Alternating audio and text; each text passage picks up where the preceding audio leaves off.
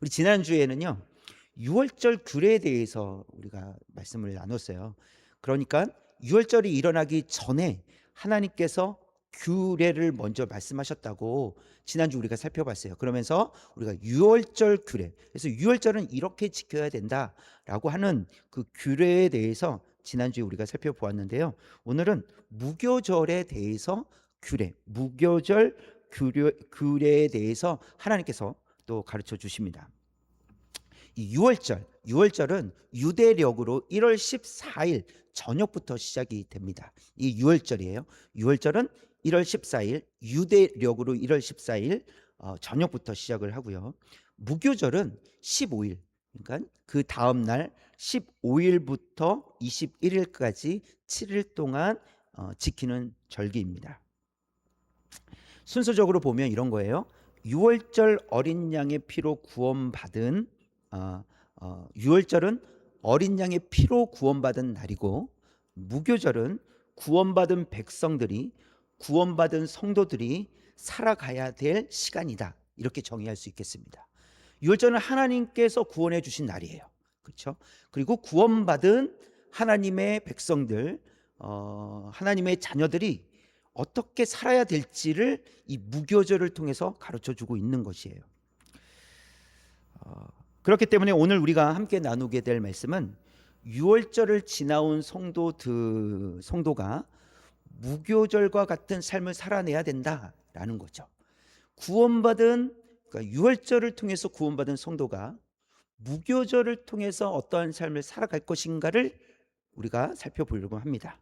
그래서 구체적으로 오늘 말씀을 좀 살펴보면, 첫 번째, 오늘 총 두 가지를 살펴볼 거예요. 첫 번째, 시작. 무교절은 구별됨이란 정체성으로 살아가야 합니다. 무교절은 이 구별된다라는 정체성을 가지고 살아가야 된다는 것인데요. 앞에서 말씀드렸듯이 이 무교절은 유월절이 시작된 후에 지키는 절기예요. 그리고 7일 동안 지키게 됩니다. 무교절 규례는 모세를 통해서 하나님께서 직접 제정하신 절기입니다.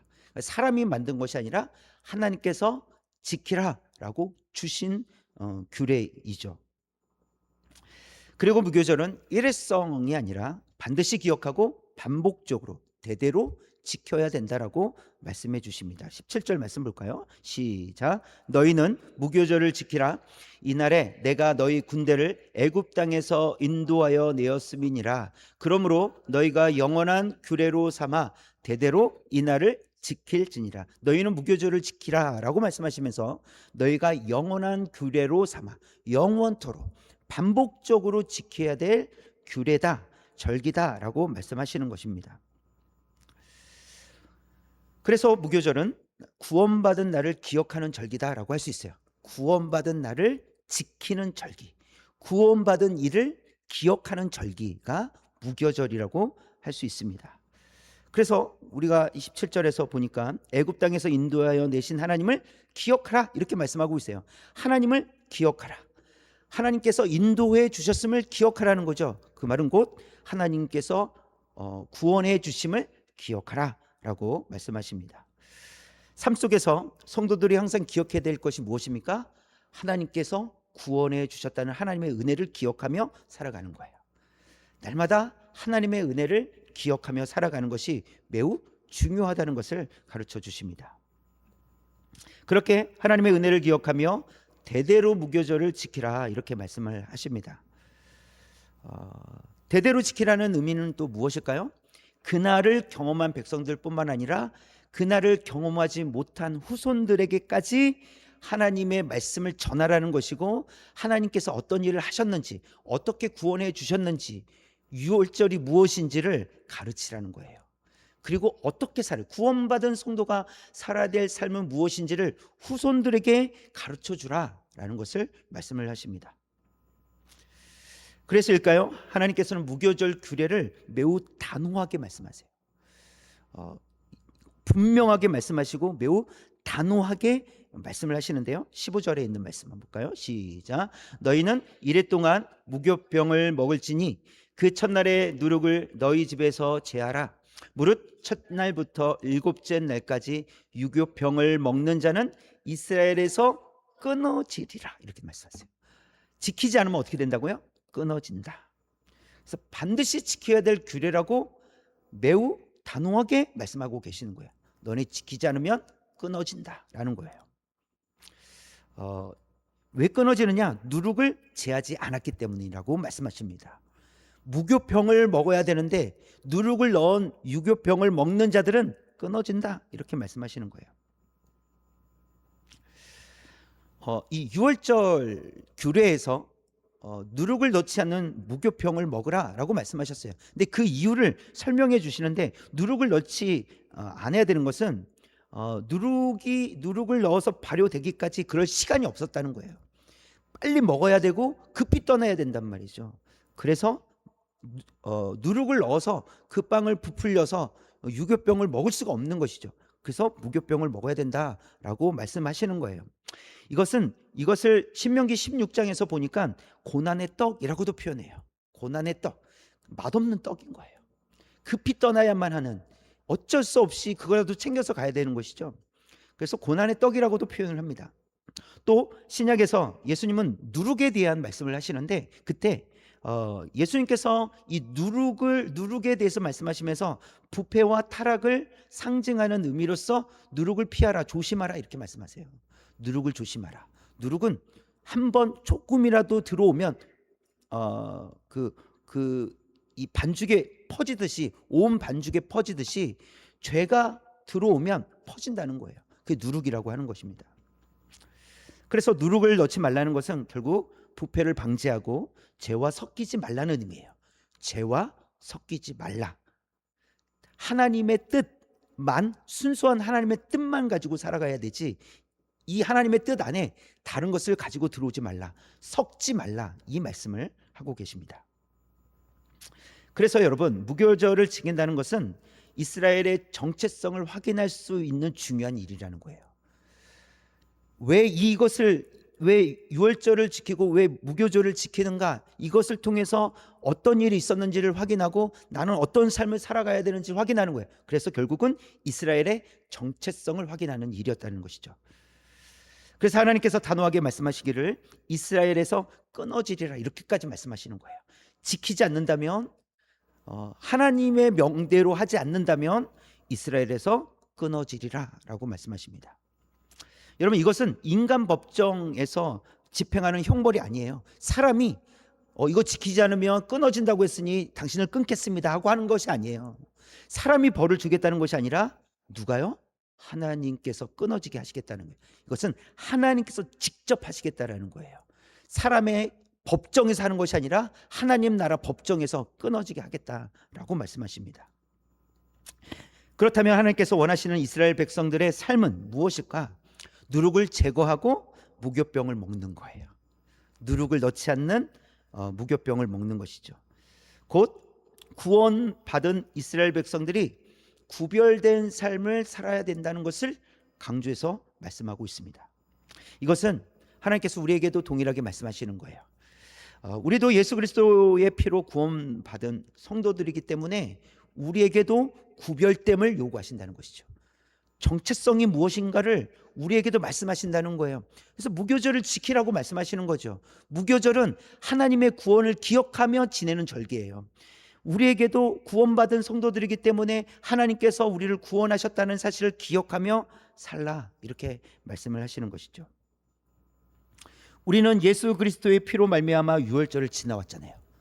이스라엘 백성들이 애굽에서 탈출할 때 어린 양의 피를 발라서 하나님께서 그 피를 보고 넘어서 가겠다라고 하는 그 약속이 예수님께서 이 땅에 오셔서 피 흘리심으로 그 피로 말미암아 우리가 형벌을 받아야 되는데, 죄의 형벌을 받아야 되는데 그 피로 말미암아 죄 사함을 받게 되었다는 것이죠. 넘어서 가신 것이죠.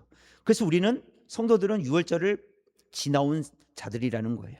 이제 어떤 절기가 남아 있는 거예요? 무교절이 남아 있는 거예요. 하나님께서 구원해 주셨으니 이제는 우리를 향해서 어떻게 살겠느냐, 무교절을 어떻게 보내겠느냐를 말씀해 주고 계시다는 겁니다.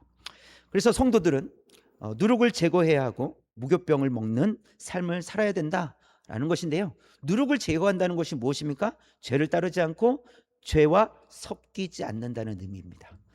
죄와 섞이지 않는 거예요. 또 무교병을 먹는다는 것은 옛 생활을 처분하고 새로운 삶을 산다는 거예요. 그렇죠. 유교병을 먹었었다면 이젠 유교병을 먹지 않고, 물론 그 절기 동안에만 먹지 않는 거지만 그 절기 동안에 기억해야 될 것은 우리는 새로운 삶을 살게 됐다는 거예요. 그래서 하나님이 원하시는 삶은 무교병을 먹는 거예요. 섞이지 않는, 그러니까 누룩이 없는 순수한, 그것이 비록 맛이 없을지라도, 세상은 그것을 맛없다라고 말할지라도 그것을 먹으라고 하나님께서 말씀하십니다. 그것은 새로운 삶을 살아가야 된다는 것입니다. 여러분, 우리는 죄를 짓고 싶어 합니까? 죄를 짓고 싶지 않아 합니까? 여러분은 죄를 짓고 싶습니까? 죄를 짓고 싶지 않으십니까? 죄를 짓고 싶은 사람이 없습니다. 우리가 새 옷을 입으면 어떻게 합니까? 이거 더러지면 안 돼 이러잖아요. 그렇죠? 음식을 먹을 때도 혹시나 튈까 봐 더 조심하잖아요. 그렇죠? 그런데 너무 조심했는데 튀었어요. 여기가 고추장이 묻었어요. 그것도 하얀색인데, 새 옷인데. 그럼 어떻게 해야 돼요? 보통 살짝 묻었으면 닦아내요. 물 나서 빨리 닦아내죠. 이렇게. 근데 좀 많이 묻었네요. 그럼 어떻게 하죠? 에라이 모르겠다. 닦아지실 것 같지도 않고 너무 많이 묻어가지고. 여러분, 제가 말씀드리려고 하는 건 이런 거예요. 우리는 더러운 것을 일부러 만져가지고 깨끗한 옷으로 더러운 걸 일부러 이렇게 문질러가지고 더럽히지 않는다는 거예요. 우리는 조심하려고 합니다. 그런데 때로는요, 묻을 때가 있다라는 거예요. 나는 정말 조심했는데 죄가 묻을 때가 있어요. 살짝 묻으면 빨리 지워야지 하고 털어내요. 근데 문제는 좀 많이 묻었을 때예요. 그럼 어떻게 합니까? 지우려고 노력을 하지만 너무 많이 묻으면 어디에서 지쳐버리는 거야? 내 마음이. 이걸 해결하고 싶은 마음이 없어지는 거예요. 그럼 어떻게 해요? 에라이 모르겠다. 죄라는 게 그런 것이요. 우리는 죄를 지으려고 하지 않는데 죄가 묻어요. 근데 그 죄가 살짝 묻었을 때는 아니야, 이거 내가 잘 넘어가야 돼. 이러면 안 되지 라고 내 마음이 스스로 지키려고 노력한단 말이죠. 근데 너무 많이 죄가 묻으면요, 나도 모르겠다 라고 그런 순간이 올 수 있다는 거예요. 이때를 조심해야 되겠죠. 그래서 하나님께서는 이 절기를 통해서 말씀하시는 거예요. 네가 누구냐는 거예요. 하나님의 구원을 받은 백성이라는 거예요. 그렇기 때문에 하나님의 구원을 받은 백성이 살아야 될 삶은 무엇이냐? 무교병을 먹는 거예요. 무교절을 지키면서 하나님의 구원을 기억하고 그 다음에 고난의 떡을 먹는 거예요. 하나님께서 나를 어떻게 구원해 주셨는지 기억하는 거예요. 이것이 무교절 규례를 주신 그러니까 무교절 규례를 통해 주시는 메시지예요. 네가 누구냐? 그리고 어떻게 살아야 되겠느냐.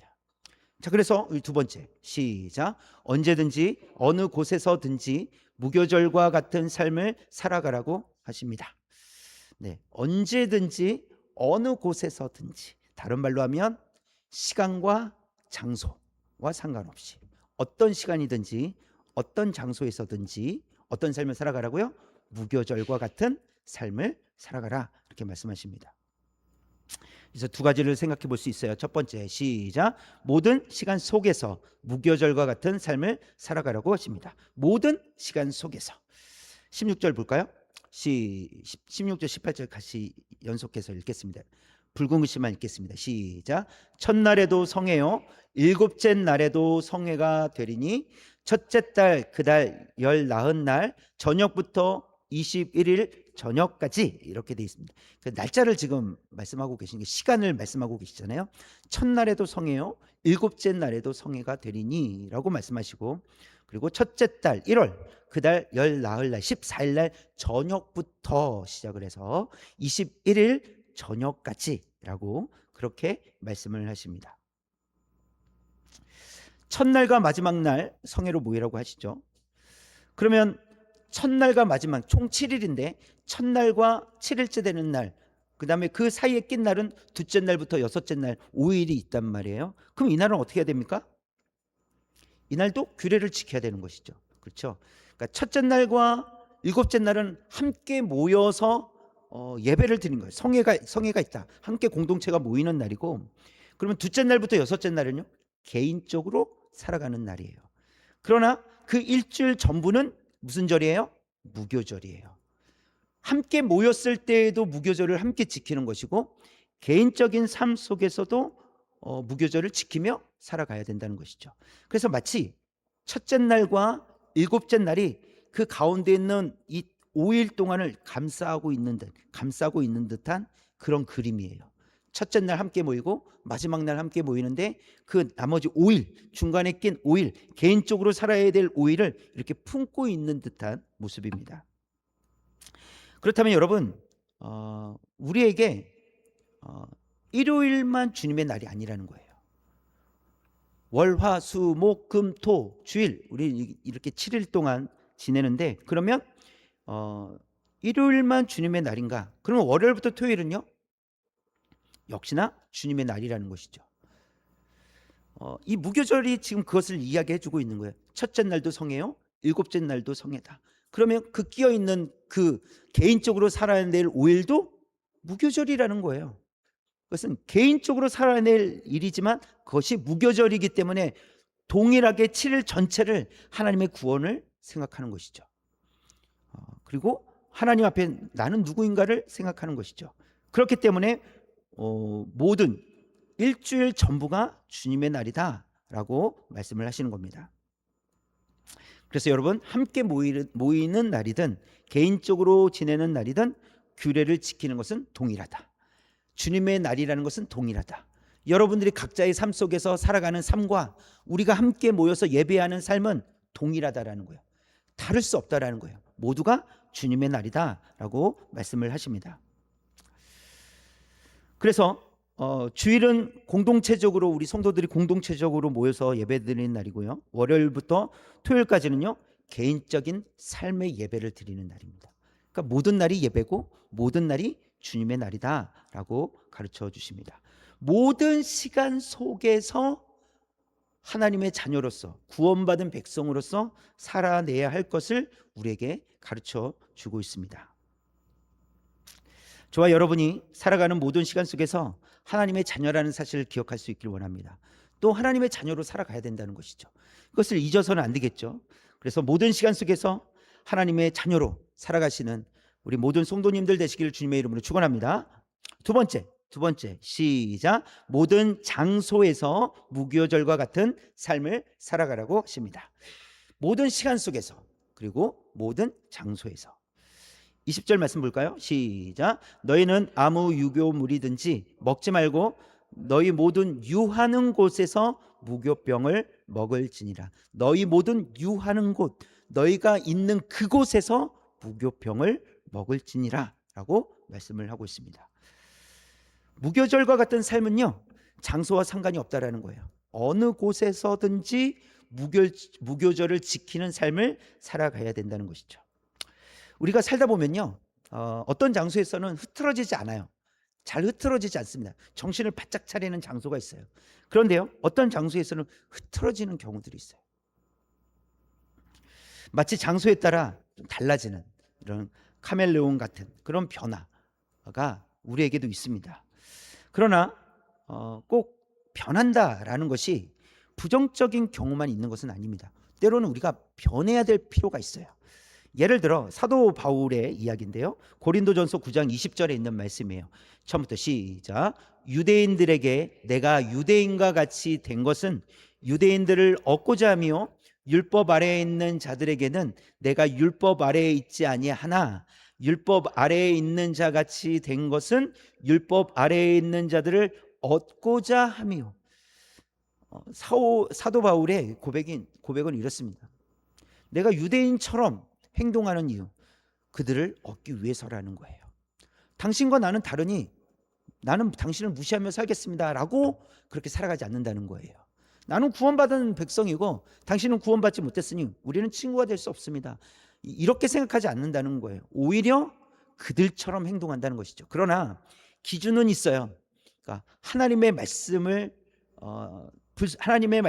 불순종하는 모습으로 살겠다는 것이 아니라 그들이 보기에 차별하는 모습으로 살지 않겠다라는 거예요. 그들처럼 살아가지만 그 이유는 그들을 얻기 위해서라는 것이죠. 이런 사도 바울이 보여주는 모습은 변질이 아니죠. 이것은 구원이라는 목적을 가지고 사람들에게 다가가는 것입니다. 사람들과 함께하는 것이죠. 그래서 이것을 또 다른 표현으로는 이 눈높이를 맞춘다 이렇게 얘기해요. 어린아이와 어른들의 키 차이는 많이 나잖아요. 그래서 어린아이가 볼 때는 고개를 위로 많이 올려야 돼요. 어른들과 대화하려면. 근데 눈높이를 맞춘다는 건 무엇이에요? 어른이 무릎을 꿇어주는 거예요. 이렇게 앉아주는 것이죠. 그리고 눈높이를 맞춰서 이야기하는 것이죠. 사도 바울이 고백하는 것은 바로 그것입니다. 눈높이를 낮추겠다라는 거예요. 내가 더 권위 있고 내가 더 잘났고 내가 더 당신들보다 위대하고 이런 것이 아니라 나도 당신들과 동일합니다. 같습니다. 하고 눈높이를 맞추어 그들에게 다가가겠다고 고백하는 것입니다. 이것은 예수님께서 성육신 하셨잖아요. 인간의 몸으로 오셨잖아요. 사실 예수님은 인간을 만드신 분이시죠. 그런데 그 예수님이 인간의 몸을 입고 오셨어요. 낮고 낮은 곳으로 오셨다라고 우리는 알고 있습니다. 그것처럼 사도 바울은 성육신적 태도를 가진 삶이었다라는 거예요. 낮은 곳으로 내가 나아가겠다라는 것이죠. 그래서 사도 바울의 고백은 변질이 될 수 없죠. 그런 의미에서 우리는 좀 변화된 삶을 살아갈 필요가 있습니다. 이런 경우에 저런 경우에 상황에 따라 장소에 따라 혹 달라진다 할지라도 우리가 바른 기준을 가지고 살아간다면 그런 변화는 사도 바울과 같은 변화인 줄 저는 믿습니다. 그렇게 할 때 오히려 그것이 변질이 아니라 사람들을 변화시키는 능력이 될 줄 믿습니다. 이와 같은 의미로서 20절에서 다시 한번 보시면 하나님께서 이런 말씀하시죠. 붉은 것이 시작. 너희 모든 유하는 곳에서 무교병을 먹을지니라. 너희 모든 유하는 곳 어디에 있든지 네가 하나님의 자녀라는 사실을 기억하며 살라라. 이렇게 구원받은 하나님의 자녀라는 것을 기억하며 살아라 라고 말씀을 하십니다. 요한복음 8장에 보면요, 이 간음하다가 붙잡혀온 여인, 돌에 맞아 죽을 뻔한 여인이 있어요. 그리고 그 여인을 죽이려고 했던, 돌을 던지려고 했던 사람들이 이제 다 떠나간 이후에 예수님께서 그 여인에게 말씀하세요. 볼까요? 시작. 대답하되 주여 없나이다. 예수께서 이르시되 나도 너를 정죄하지 아니하노니 가서 다시는 죄를 범하지 말라 하시니라. 예수님께서 이 여인을 돌려보내면서 무엇이라고 말씀하십니다. 무엇을 원하십니까? 가서 다시는 죄를 범하지 말라. 죄로부터 완전히 해방되기를 원하신다는 거예요. 그리고 죄에 갇힌 삶이 아닌 새로운 삶을 살기를 원하신다는 거예요. 주님께서 원하시는 건 너 그딴 식으로 살래? 라고 지적하시는 것이 아니라 주님께서 우리에게 원하시는 것은 죄로부터 완전히 해방되어 살아갔으면 좋겠구나 라고 말씀하시는 것이고, 죄에 갇힌 삶이 아니라 죄로부터 해방된 새로운 삶을 살아갈 것을 말씀하신다는 것이죠. 또 정죄하지 않으신 예수님의 은혜를 기억하며 살아가라고 말씀하시는 거예요. 여러분, 어디에 있든지 우리는 구원받은 하나님의 자녀인 줄 믿습니다. 죄로부터 해방이 되었고, 그리고 새로운 삶이 시작되었고, 은혜를 기억하는 성도가 되었다는 사실이에요. 여러분, 맞습니까? 여러분, 죄로부터 해방되셨습니까? 여러분, 새로운 삶이 시작되셨습니까? 여러분, 하나님의 은혜를 받으셨습니까? 그렇다면 우리는 하나님의 자녀라는 것이죠. 구원받은, 어린 양의 피로 구원받은, 유월절을 지나온 하나님의 백성들이라는 거예요. 이제는 어떤 삶을 살아야 된다고요? 무교절 같은 삶을 살아야 된다고요. 하나님의 구원을 기억하고 그 은혜를 기억하며 살아가는 삶이에요. 그런데요, 그 삶은요, 조금은 고달픕니다. 고난의 떡도 먹어야 돼요. 남들은 더 맛있는 걸 먹는데 그것을 절제하는 거예요. 사람들이 좋아하는 것, 세상적인 것을 때로는 내려놓고 하나님이 원하시는 것을 따라 하나님께서 원하시는 것을 먹어야 한다는 것이죠. 그러나 그럼에도 불구하고 우리가 그 길을 따라갈 수 있는 이유는 하나님께서 우리를 구원해 주셨다는 그 사실 때문이에요. 그 사실을 우리가 알지 못한다면, 우리에게 그런 정체성이 없다면 우리는 하나님의 말씀대로 따라가는 것은 매우 어려운 일입니다. 너무 어려운 일이에요. 매일 실패할 거예요. 그러나 그럼에도 불구하고, 조금 부족해도 불구하고 우리가 그 길을, 믿음의 길을, 십자가의 길을 걸어갈 수 있는 이유는 확신 때문이에요. 어떤 확신이에요? 하나님께서 나를 구원해 주셨습니다. 이 확신 때문이에요. 하나님의 구원을 얻은 백성이기 때문에 우리가 날마다 믿음의 길을 걸어가게 될 줄 믿습니다. 저와 여러분이 무교절과 같은 그런 삶을 살아갈 수 있는 하나님의 자녀가 되기를 주님의 이름으로 축원합니다.